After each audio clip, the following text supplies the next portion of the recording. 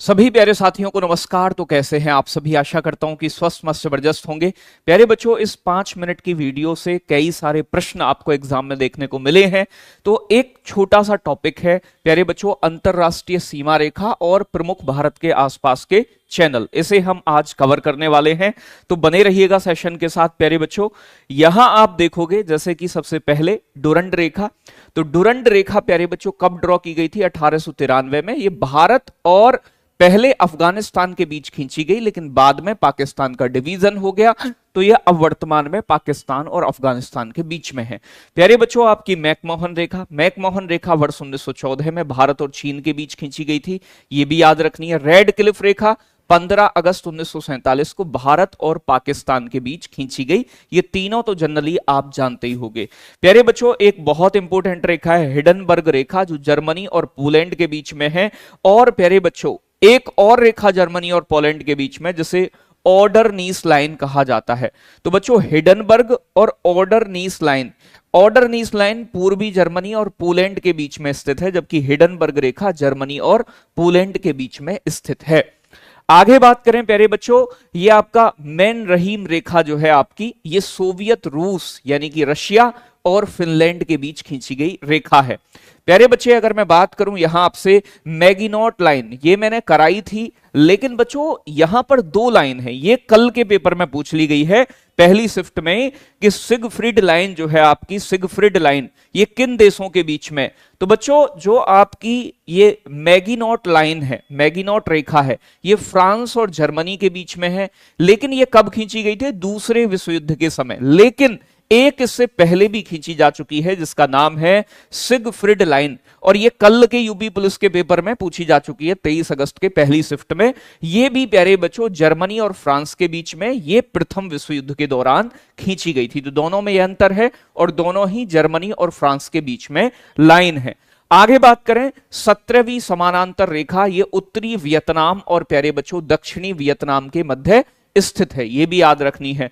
24वीं समानांतर रेखा प्यारे बच्चों कच्छ के पास है, भारत का जो गुजरात वाला क्षेत्र है वहां पर भारत और पाकिस्तान के बीच में, हालांकि भारत इसे मानता नहीं है। तो 24वीं समानांतर अगर पूछ ले तो एक तो आपकी, आप जानते ही हैं कि भैया रेड क्लिफ रेखा है, और एक बेटा 24वीं समानांतर, ये भी गुजरात वाले क्षेत्र में भारत और पाकिस्तान के बीच में। 38वीं समानांतर रेखा उत्तरी और दक्षिण कोरिया के बीच में स्थित सीमा रेखा है। तो 38वीं समानांतर किन के बीच सीमा बनाती है बेटा?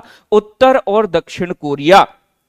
141 डिग्री पश्चिमी देशांतर जो है बेटा, ये अलास्का, अलास्का है संयुक्त राज्य अमेरिका का, जो रूस ने अमेरिका को बेच दिया था, और कनाडा के बीच स्थित है। तो अलास्का और कनाडा के बीच 141वीं, और बेटा 49वीं, यानी कि पूरे अमेरिका और कनाडा के बीच में, ये दक्षिण में है वो उत्तर में है, दोनों में अंतर है। ठीक है जी। तो अलास्का और कनाडा के बीच 141 डिग्री पश्चिमी देशांतर, और 49वीं समानांतर रेखा जो है बेटा, ये आपके अमेरिका और कनाडा के बीच, अमेरिका और कनाडा की दुनिया की सबसे लंबी अंतरराष्ट्रीय सीमा बनती है, स्थलीय सीमा। 20वीं समानांतर रेखा जो है उत्तर वाली बेटा, ये सूडान और लीबिया के बीच में है। किसके बीच में है? सूडान और लीबिया। आगे बात करें प्यारे बच्चों,